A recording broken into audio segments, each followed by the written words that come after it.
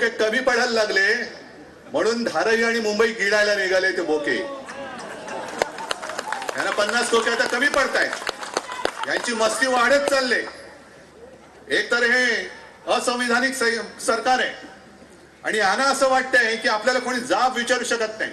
2.5 वर्षाच्या काळामध्ये वर्षातही तुम्ही माझ्यासोबत मंत्रिमंडळात होतात, अनिल होते, सगळे होते.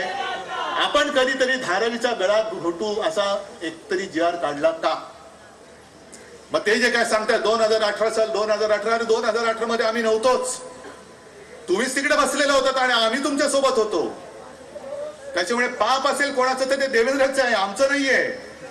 आता तो खरं म्हणजे विकास विरोधी मोर्चा होता. धारावी आशिया खंडातली एक मोठी झोपडपट्टी आहे. तिथे कसे लोक राहतात, काय परिस्थितीत राहतात, त्यांचं जीवन उंचावलं पाहिजे, त्यांना चांगल्या सोयीसुविधा मिळाल्या पाहिजे, ही भूमिका सरकारची आहे. खरं म्हणजे जो यापूर्वीचा सॅकलिंग नावाचा, मी माहिती घेतली काल, सॅकलिंग नावाचा जो कॉन्ट्रॅक्टर होता त्याचं कॉन्ट्रॅक्ट का रद्द केलं? जर तुम्हाला अदानीला विरोध होता तर सॅकलिंगलाचा विरोध करण्याचं कारण काय?